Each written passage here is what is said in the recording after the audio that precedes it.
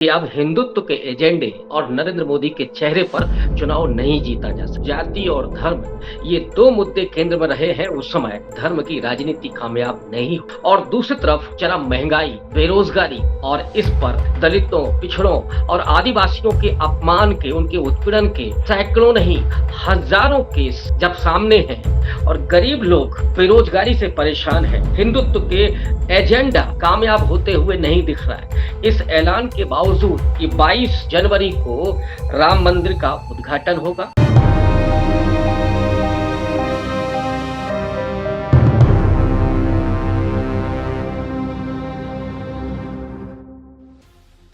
दोस्तों नमस्कार। देश नीति के इस विशेष कार्यक्रम अब होगा न्याय में मैं रविकांत आप सबका स्वागत करता हूं और आज चर्चा करूंगा कि कैसे भारतीय जनता पार्टी ने यू टर्न ले लिया है जाति जनगणना के मुद्दे पर। आपको याद होगा कि कर्नाटक चुनाव के बाद द ऑर्गेनाइजर ने, जो आरएसएस का मुखपत्र है, उसमें एक लेख प्रकाशित हुआ था और उसमें लिखा था कि अब हिंदुत्व के एजेंडे और नरेंद्र मोदी के चेहरे पर चुनाव नहीं जीता जा सकता, लिहाजा दूसरी रणनीति बनानी होगी। लेकिन नरेंद्र मोदी को अपनी ब्रांडिंग पर भरोसा था और आरएसएस को अपने हिंदुत्व पर भरोसा था। इस बीच में, इस दरमियान जो चीजें घटित हुई कि राहुल गांधी, जिन्होंने जाति जनगणना के सवाल को केंद्र में उठा दिया, जो बिहार से निकला था, नीतीश कुमार और तेजस्वी यादव ने बिहार सरकार के जरिए जो जाति जनगणना कराई और उसके जो आंकड़े प्रस्तुत किए, उससे पूरे हिंदुत्व का एजेंडा एक तरह से पृष्ठभूमि में चला गया। और ये सच तो मंडल के समय की राजनीति से सामने आ रहा है कि जब जाति और धर्म ये दो मुद्दे केंद्र में रहे हैं, उस समय धर्म की राजनीति कामयाब नहीं हुई है। तो जाति के धार को कुंद करना भारतीय जनता पार्टी की पुरानी राजनीति रही है। लेकिन इस बार कुछ चीजें बदली हुई है, परिस्थितियां बदली हुई। एक तो 9.5 साल का एंटी इनकम्बेंसी और दूसरी तरफ चरम महंगाई, बेरोजगारी और इस पर दलितों, पिछड़ों और आदिवासियों के अपमान के, उनके उत्पीड़न के सैकड़ों नहीं हजारों केस जब सामने हैं और गरीब लोग महंगाई से त्रस्त हैं, नौजवान बेरोजगारी से परेशान हैं और हर घर में एक कोई ना कोई बगैर पेंशन का पिता और बगैर रोजगार के बेटा बैठा हुआ है, ऐसे में नरेंद्र मोदी की सियासत कैसे कामयाब होगी? और उस पर जब विपक्ष ने अपने नैरेटिव को मजबूत बना दिया है, चुनावी राजनीति में नैरेटिव पहली स्टेप होता है लड़ाई का। अब ऐसा लगता है कि जैसे विपक्ष ने नैरेटिव की लड़ाई को जीत लिया है। हिंदुत्व के एजेंडा कामयाब होते हुए नहीं दिख रहा है। इस ऐलान के बावजूद कि 22 जनवरी को राम मंदिर का उद्घाटन होगा, प्रधानमंत्री नरेंद्र मोदी उसके मुख्य अतिथि होंगे, बावजूद इसके अगर पूरे देश में कहीं कोई सुगबुगाहट नहीं है, सांप्रदायिक राजनीति फल फूल नहीं पा रही, और इतना ही नहीं, अभी तो राजस्थान के चुनावी सभाओं में जिस तरह से योगी आदित्यनाथ हमास को लेकर के आ रहे हैं, गजा की बात कर रहे हैं और ये कह रहे हैं कि वहां जो बमबारी इजराइल कर रहा है वो बजरंगबली के गधे की तरह है। यानी उस हिंसा के जरिए, सांप्रदायिक नफरत के जरिए जो बीजेपी फसल काटना चाहती है, लेकिन अब लोग उसको न तो सुनना चाहते हैं और न ही उसके आधार पर वोट करते हुए दिख रहे हैं, क्योंकि इन 5 राज्यों में बीजेपी बैकफुट पर दिख रही है।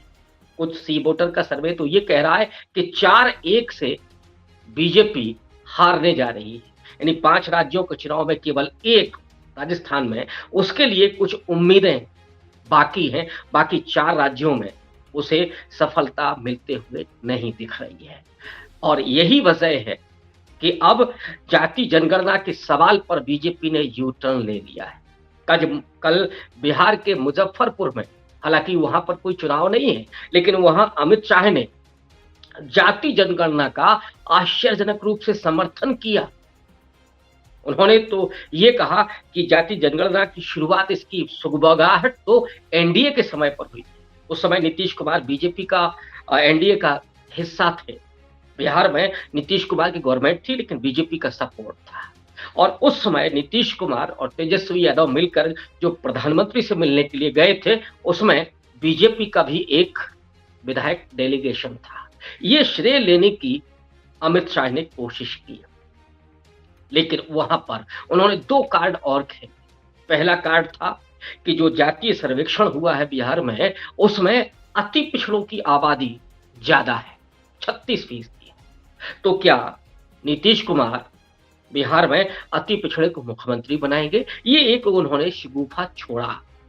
लेकिन उसी में अमित शाह ने एक बात और कही। उन्होंने कहा कि इस जातीय सर्वेक्षण में यादवों और मुसलमानों की संख्या बढ़ा करके दिखाई गई है। यानी सांप्रदायिक कार्ड कि मुसलमानों की संख्या जो बराबर चल रहा है, कि संख्या बढ़ रही है, लोगों में डर पैदा किया जा रहा है। और ये डर तब है जब हिंदुत्ववादी, सो कॉल्ड हिंदुत्ववादी सत्ता में बैठे हुए हैं, तब हिंदू धर्म खतरे में और हिंदू समाज खतरे में बताया जा रहा है। और ये पुराना शगुफा है। दूसरी तरफ यादवों के खिलाफ, जबकि उनकी पार्टी में हरियाणा में, महाराष्ट्र में, वहां पर यादव हैं, बीजेपी में शामिल है। और वही यादव जो गृह राज्य मंत्री नित्यानंद राय ने पार्लियामेंट में कहा कि हम जातीय जनगणना नहीं कराएंगे। प्रधानमंत्री नरेंद्र मोदी ने जाति जनगणना के मुद्दे पर बिहार को और पिछड़ों की राजनीति को घेरते हुए कहा था कि ये जातिवादी हैं, ये समाज में विभाजन पैदा कर रहे हैं। जहां नरेंद्र मोदी जाति जनगणना को सामाजिक विभाजन कहते हैं, वहीं पर अमित शाह का ये कहना कि जाति जनगणना में हम भी शामिल हैं, यानी हमने समर्थन किया था। और आज तो अमित शाह ने और भी स्पष्ट रूप से छत्तीसगढ़ में कह दिया। एक चुनावी रैली को संबोधित करते हुए उन्होंने स्पष्ट कहा, 2 टूक शब्दों में कहा कि हम जातीय जनगणना के खिलाफ नहीं हैं। इसका मतलब है कि भारतीय जनता पार्टी ने घुटने टेक दिए हैं। वो जो गुजराती शेर हैं, वो राहुल गांधी के ओबीसी कार्ड के आगे ढेर हो चुके हैं। ये दाव राहुल गांधी का, कांग्रेस का बेहद महत्वपूर्ण, और वो ऐसा दाव है कि जिसके चंगुल में बीजेपी फंस गई है। दोस्तों, आपको याद होगा कि राहुल गांधी की जब भारत जोड़ो यात्रा चल रही थी, उसमें उन्होंने 2-3 बहुत महत्वपूर्ण बातें कही थी। एक तो उन्होंने डॉक्टर अंबेडकर के स्थली पर जाकर के न सिर्फ बाबा साहब अंबेडकर को याद किया, बल्कि ये भी कहा कि हम वो राजनीति करने जा रहे हैं कि जिसकी जितनी आबादी उसका उतना हक। ये नारा मान्यवर कांशीराम का था। उत्तर प्रदेश की सियासत को जिस तरह से मान्यवर कांशीराम ने फेंटा था, और पिछड़े, दलितों और माइनॉरिटी को मिला करके जो बीएसपी को 4 बार उन्होंने सत्ता में पहुंचाया था। हालांकि चौथी बार जब सत्ता आई थी, उसके पहले उनका इंतकाल हो चुका था। लेकिन वो जो फिनोमिना है, वो जो एजेंडा है, और ये एजेंडा ओबीसी की पॉलिटिक्स का भी था। वो डॉक्टर लोहिया के जमाने से, किसान सोपान ने बांधी गांठ, पिछड़े पावे 100 में 60, और वही आगे चल करके कांशीराम के 15 और 85 के नारे में तब्दील होती है। जिसकी जितनी संख्या भारी, उसकी उतनी भागीदारी। राहुल गांधी ने मध्य प्रदेश में ओबीसी के संगठनों के साथ बातचीत में न सिर्फ जाति सर्वेक्षण के आंकड़ों को जारी करने पर माफी मांगी, बल्कि उन्होंने ये भी कहा कि जब हम सत्ता में आएंगे, सरकार में आएंगे, तो जाति जनगणना कराएंगे, जाति सर्वेक्षण कराएंगे। और इस मुद्दे को उन्होंने इतनी ताकत के साथ उठाया कि नरेंद्र मोदी नाम का ओबीसी का जो चेहरा है, जो पूरा ब्रांड है, वो ध्वस्त हो गया। राहुल गांधी ने पार्लियामेंट से लेकर महिलाओं के आरक्षण के सवाल पर जो पार्लियामेंट में कहा और चुनावी सभाओं में जो निरंतर कह रहे हैं, अपने इंटरव्यू में वो लगातार कह रहे हैं कि नरेंद्र मोदी ने ओबीसी समाज को धोखा दिया। नरेंद्र मोदी की जो जाति है, मोड़ खांची, वो नरेंद्र मोदी के खुद मुख्यमंत्री रहते हुए उनके सिग्नेचर से ओबीसी में शामिल हुई। हालांकि इसकी प्रक्रिया पहले शुरू हो गई थी और इसी कार्ड को नरेंद्र मोदी ने अपने चुनाव में भुनाया और कहा मैं ओबीसी हूं। जब कांग्रेस पार्टी ने हमला किया तो उन्होंने इसे एक विक्टिम कार्ड के रूप में भी इस्तेमाल किया था कि मुझे लोग नीच कह रहे हैं और उसका फायदा नरेंद्र मोदी को मिला। लेकिन अब बारी 9 साल के बाद राहुल गांधी की, विपक्ष की है, इंडिया अलायंस की है, नीतीश कुमार की है कि जिन्होंने ऐसी पिच तैयार की है जिस पर नरेंद्र मोदी को खेलना भारी पड़ रहा है। कभी उन्हें लगता है कि वो क्लीन बोल्ड हो जाएंगे तो कभी हिट विकेट की चिंता सताने लगती है।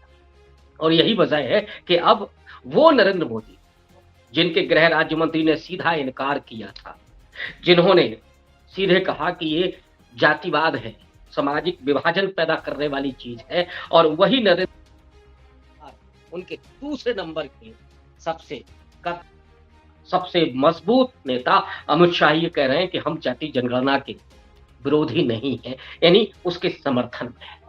दोस्तों, मैं आपको याद कराता चलूं कि जाति जनगणना के जो आंकड़े हैं वो 1931 के ही हमारे पास है। सुप्रीम कोर्ट ने भी कई बार जाति जनगणना कराने की आवश्यकता पर जोर दिया, जब खास करके ओबीसी रिजर्वेशन के सवाल को सुप्रीम कोर्ट ले जाया गया।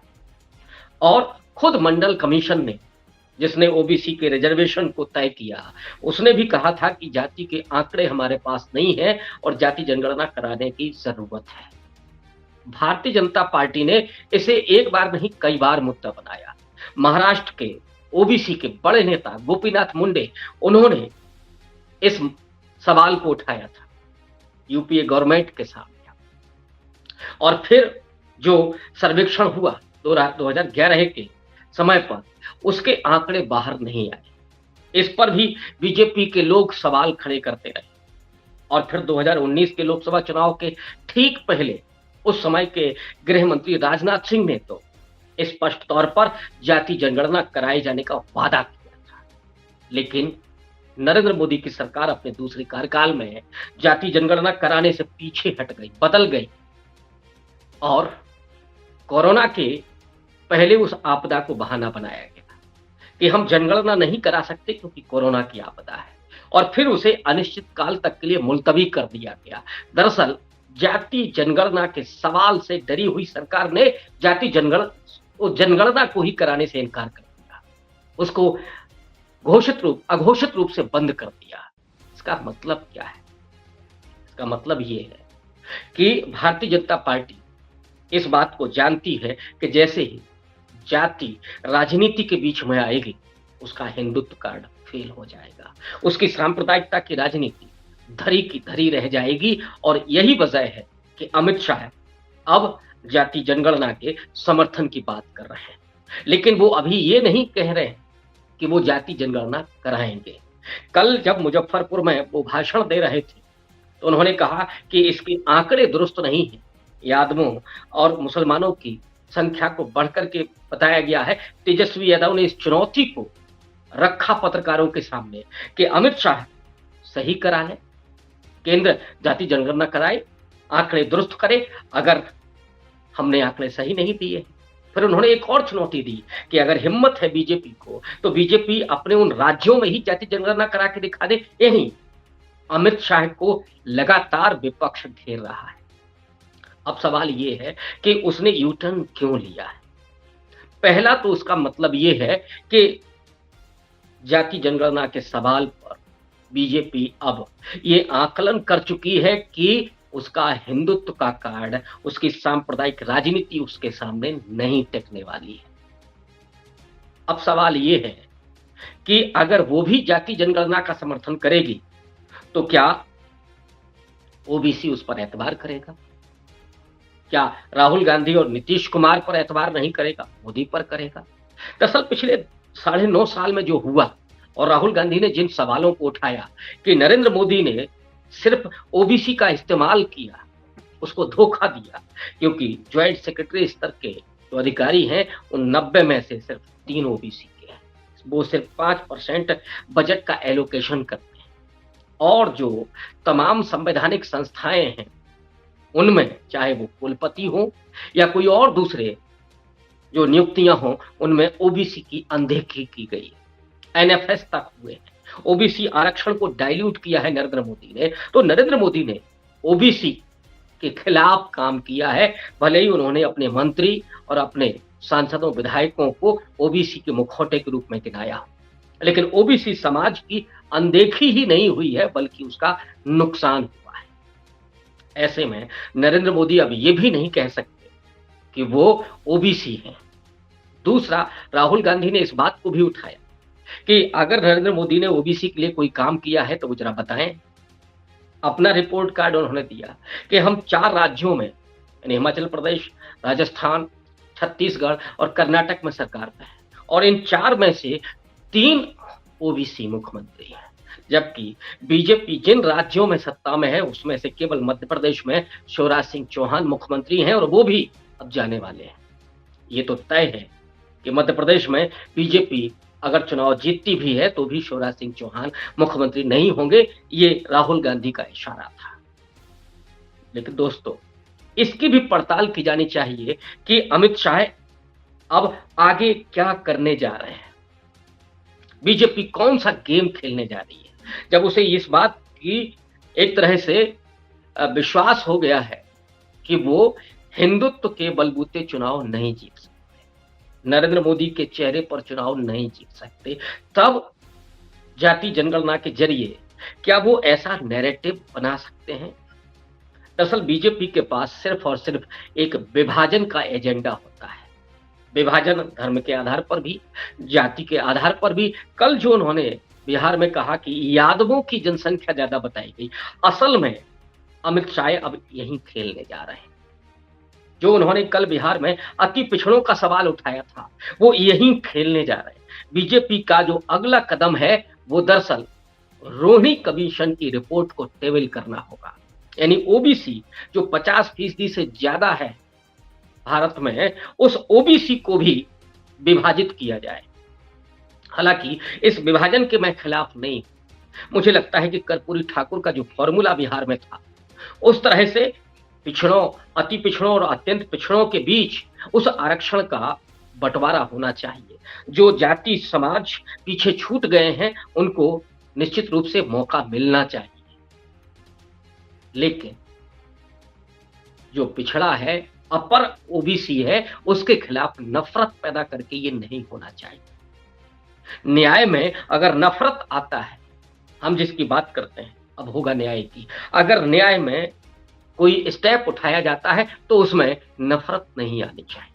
लेकिन अमित शाह दरअसल यही करेंगे अब, जो मेरा अपना विश्लेषण कहता है कि रोहिणी कमीशन की रिपोर्ट को टेबल करना, या उत्तर प्रदेश में जो राघवेंद्र कमेटी की रिपोर्ट है, जिसमें ओबीसी को 3 वर्गों में विभाजित किया गया था, पिछड़ा, अति पिछड़ा और अत्यंत पिछड़ा।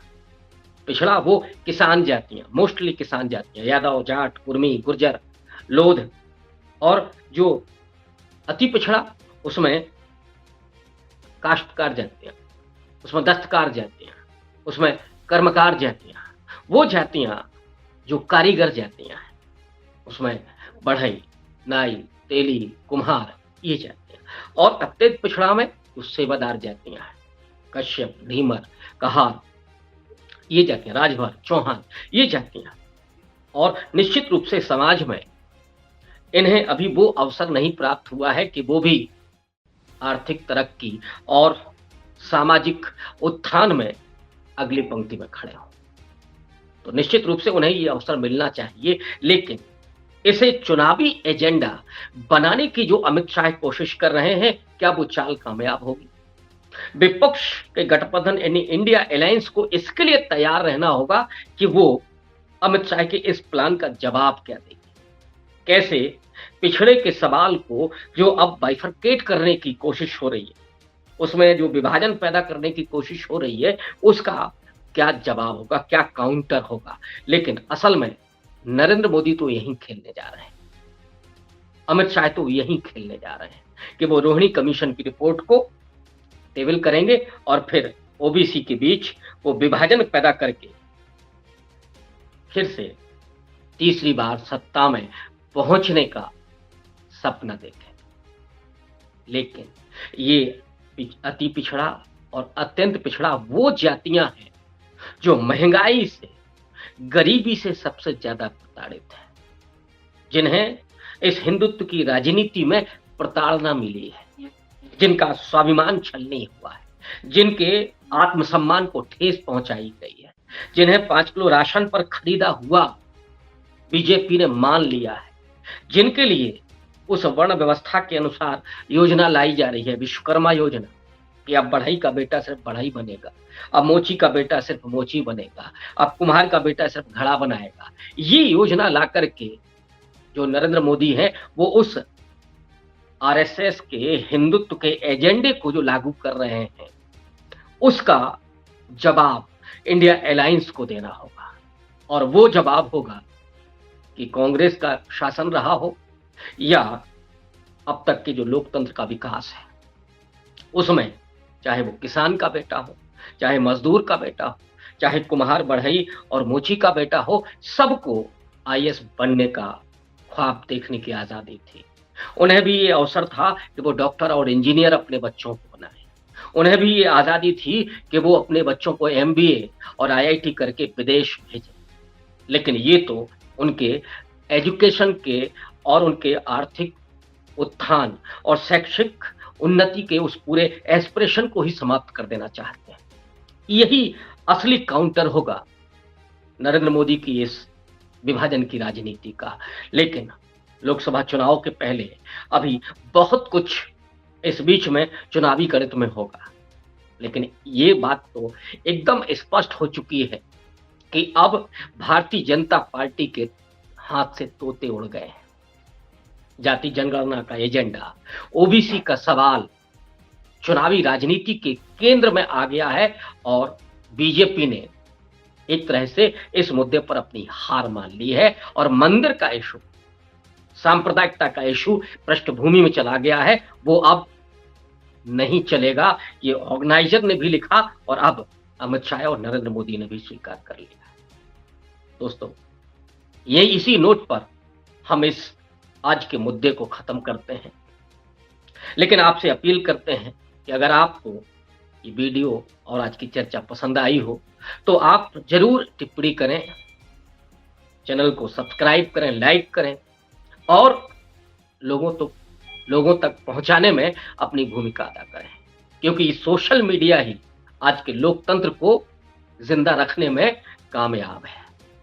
जब मीडिया, पूरा कॉर्पोरेट मीडिया या तो बिक चुका हो या बंधक बना दिया गया हो, उस वक्त वैकल्पिक मीडिया जिसकी जरूरत है उसे मजबूत करना, ये हमारा अधिकार है और हमारी ड्यूटी भी है।